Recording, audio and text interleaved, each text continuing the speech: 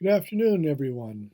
Today, we're going to talk about positivity and wisdom in the Sufi tradition, as well as its institutional and social aspects with regard to the Sufi orders. Um, Again, will depend heavily on the text we have from Professor Karl Ernst. Initially, uh, what we now think of as Sufism and Muslim mysticism developed in early years of Islam after the passing of the Prophet and into the second and third generation, primarily as an individual practice of living an ascetic or sober life. So Sufis were private mystics, they were self denying, sometimes they lived solitary lives. Over time, such individuals with that kind of life description began taking on disciples or pupils and established teaching circles. Young people would come over to their homes for instruction. And those teaching circles uh, in the 11th and 12th centuries really were the kernel then of the later establishment of more formal orders or organizations. Uh, Sufi orders developed group practices, rites of initiation, for instance, or distinctive forms of group chanting, rules of community. Um, but they were not like, say, Catholic orders in the sense there was no vow of celibacy. Sufis most often had families, and nor were they exclusive. So a person could belong to several Sufi orders without really any contradiction. Um, there was no central authority, and some of them, um, had very powerful leaders. Some of the leaders were close to the rulers, and that enhanced their power. But they weren't centralized. And in fact, some historians have uh, really queried the existence of the orders as a reified institution in the sense that apparently, if you went to a Sufi meeting in Cairo of a particular order and then you went to one in Baghdad of the same order, they might be very different. They might have completely different beliefs and ritual practices and so forth. So they really had a local character, even though they might have a common name, and certainly those who believed in the orders, who belonged to them, uh, saw some commonality across time and place, and so they would stay at the. If they say they were a Qadri Sufi, they would stay at the Qadri lodge of whatever town they were visiting. But they were very diverse organizations. And remember, in pre modern times, before the rise of print culture or later forms of media, um, it wasn't easy for people to be in close contact with one another across these vast distances. And so the opportunity for uh, the evolution of distinctive practices in a locality was there. Over time, Sufi orders were founded and they developed into a particular kind of society. They often had an appeal to a segment of the population. So, it might be a Sufi order that the tinsmiths and other smiths belonged to, uh, and another order that was more, say, upper class.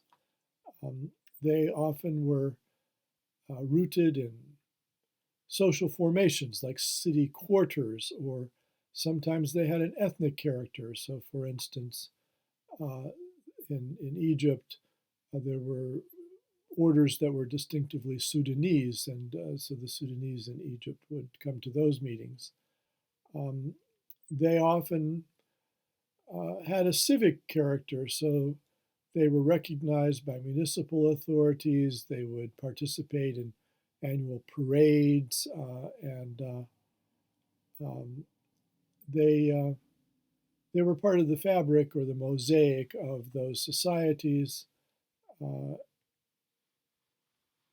in in the 1200s, the 13th century, uh, the eastern portions of the Middle East faced an onslaught of pastoralists from the steppes, the Mongols, who invaded Central Asia and Iran, even up into what is now Turkey, and over to Syria, Iraq.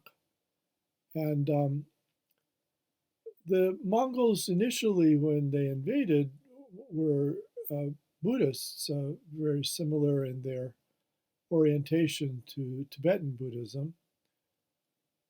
And I think throughout the 1200s in particular, uh, in places like Iran, formal Islam of the seminaries and the trained clergy, the urban elite Muslim institutions took a big hit and were much weakened in their authority.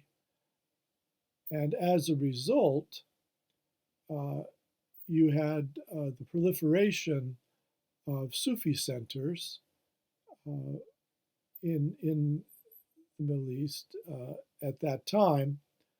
And perhaps these Sufi centers engaged in practices or beliefs that the formal seminary trained clergy disapproved of, but the clergy could no longer go to the state and complain about it. The Mongols really didn't care what kind of a Muslim you were, and the early Mongol rulers of Iran would just as soon you converted to Buddhism. Um, so this Mongol invasion, I think, opened up spaces for various kinds of Muslim dissent. And you also in this period had an increase in the bands of wandering Sufis, or sometimes called Qalandars, um, or in Persian Kalandar, uh, which again, it can't be proven, but there could have been an influence on that practice of the wandering Buddhist monks or bhikkhus who are attested to having been traveling in Iran under Mongol rule. Um, Sufi orders, once they became organized, could be put to lots of purposes. They, as I said, played a civil role in sometimes in urban governance, but they could become militant and they could be deployed by rulers. So famously, the Safawiya Sufi order, which organized Turkmen tribes in northern Iran, uh, ultimately became the kernel of an Iranian government, the Safavid state, when they conquered Iran and established a new monarchy in 1501. Mostly Sufi orders were relatively pacifistic or passive, but history does know more militant ones. Very key in the medieval and early modern period to Sufi practice was the master-disciple relationship. And I think I mentioned earlier that one of the big differences between the Sufism of the medieval period and the Sufism of today, modern Sufism, is that often modern Sufism, as it has spread around the world and been adopted in Europe and the United States, even by middle-class people in the Muslim world, has shed some of that um, dyad of the Sufi master and the disciple, and become more individualistic.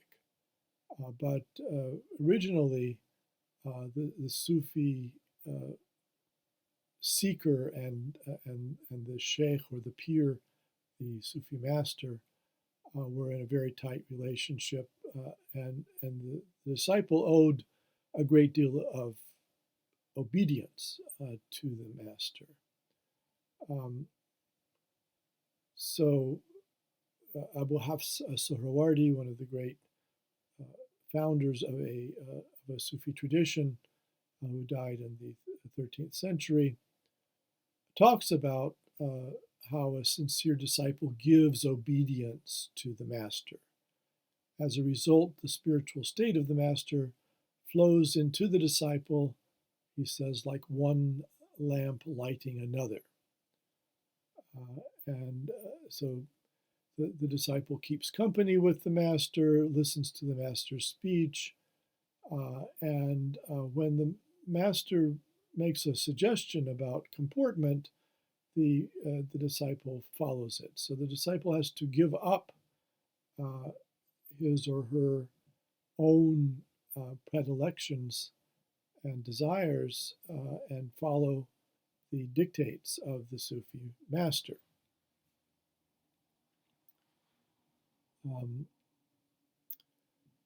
As I think I suggested, the Sufi orders had various relationships to power.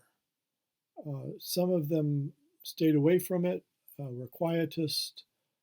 Others gravitated towards it. So some Sufi leaders became welcome at court, would become spiritual advisors to the monarch. Sometimes they could be deployed as mediators or as ambassadors. Sometimes they were given large feudal lands of grants of land, and so became inducted into the aristocracy. And since they often were extremely influential and had lower class peasant and townspeople followers, binding them to the establishment state through giving them these land grants was seen as wise on behalf of the rulers.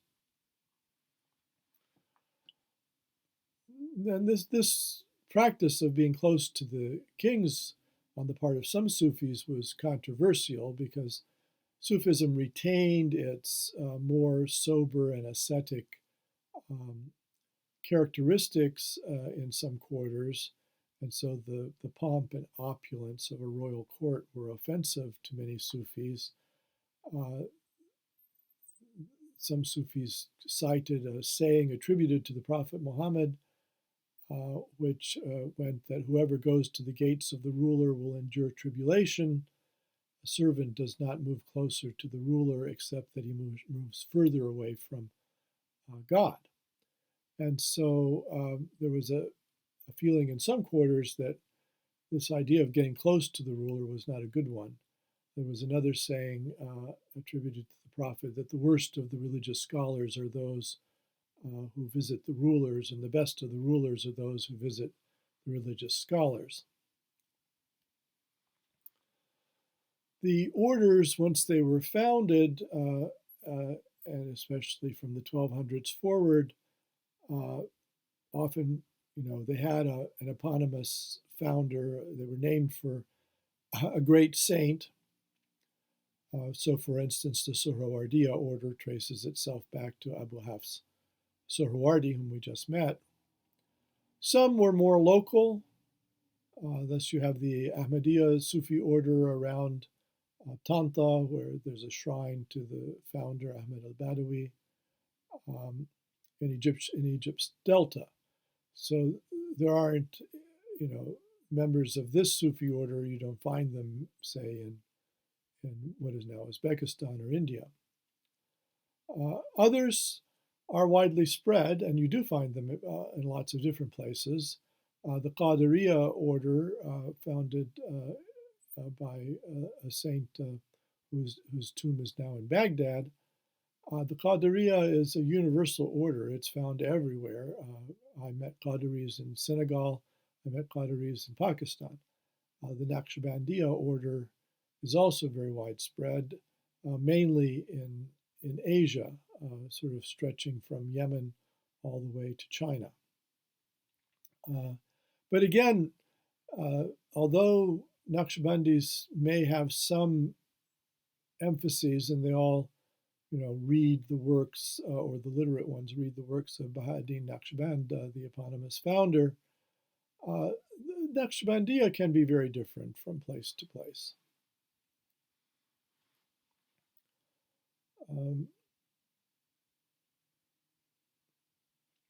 And because people were not in close contact with one another, in a way, religious practice and its diversity reflected social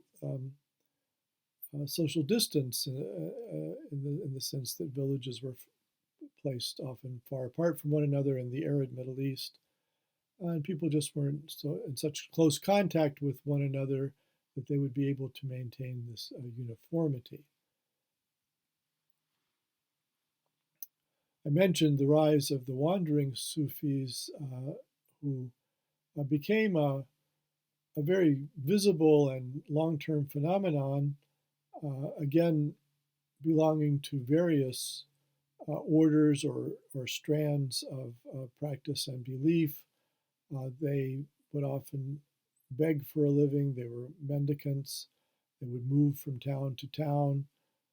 There was a custom among some of them of shaving their hair, their eyebrows, their head hair, their mustache, their beard, and that was called the four blows. And they often did not marry, even though in Islam is an ever married civilization. The Qalandars often remained mobile and didn't. And they were not always reputable people. Sometimes people took the mantle of a Sufi, a Qalandar, but were actually petty thieves or drunks, and so forth. And they could be from all social classes. So there are reports of wealthy young men becoming Qalandars, and they even function to some extent like today's boy bands, I think, and they wandered from town to town and entertained people. Some even developed an ideology of avoiding conventional morality, on the grounds that, if you live a very upright, sober life, you're known to be pious, it can go to your head. You can become too prideful about it, and pride is a sin and can detract from your spiritual advance. And so, by deliberately breaking the rules of society, by going to a tavern and getting drunk on wine, as a Sufi, this minority view, there weren't that many people who thought this way, but this minority view was that you avoided that sin of pride, which was, and pride being worse than merely wine bibbing. Some of these wandering Sufis performed music or dance, and one source talked about such a band of young men who came to town. They put on a performance. They sang spiritual songs, but the source says that when they moved on to another town, they left behind no virgins. So the young women behind the scenes were secretly throwing themselves at these young men.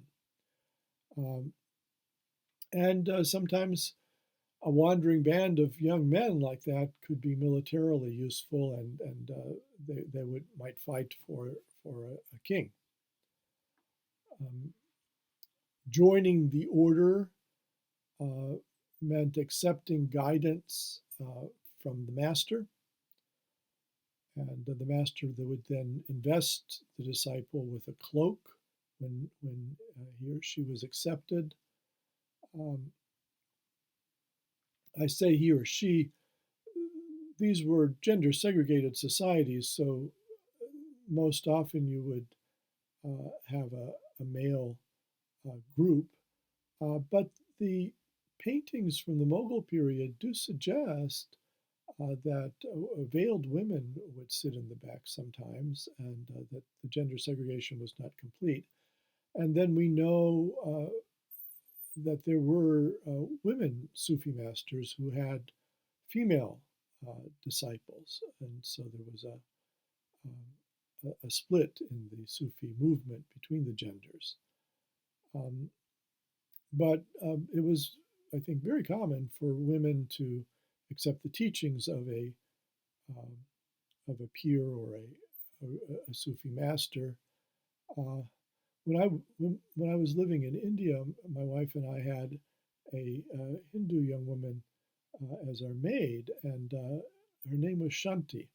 And Shanti came to us one day and said, "Well, I can't come tomorrow on Wednesday." And my wife said, "Well, Shanti, why can't you come tomorrow?" She said, "Well, I have to go see my peer."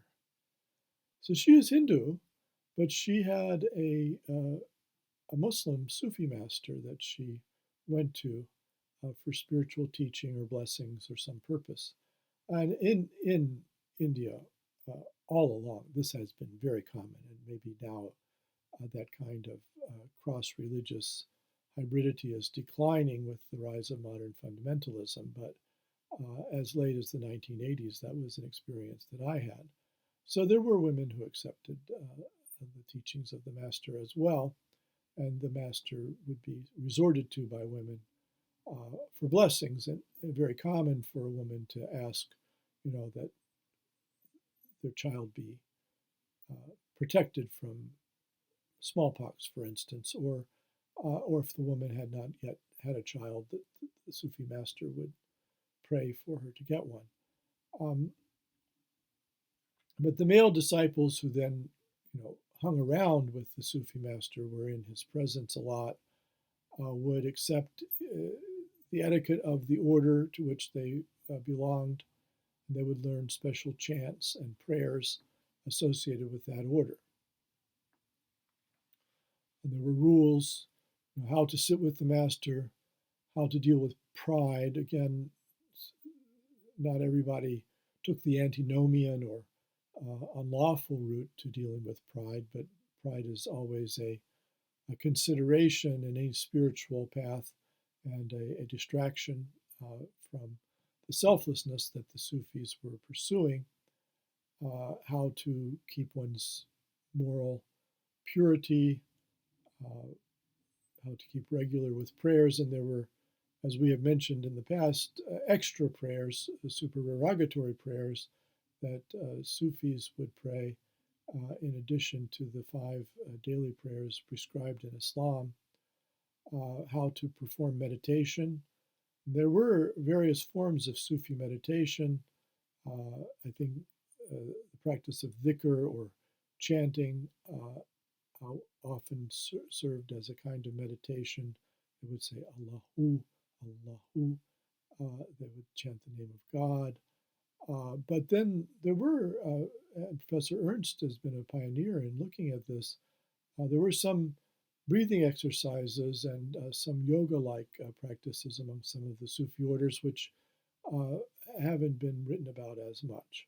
And then the practice of hospitality to others. And one of the functions of the Sufi centers was to be a kind of inn and a lodge for travelers, and they would be given food and lodging. So I'm going to stop here for this segment of today's lecture and continue after a break uh, because I think it's hard for you to watch a whole uh, hour and 10 minutes of these lectures at once. So I'll see you in a little bit. Um,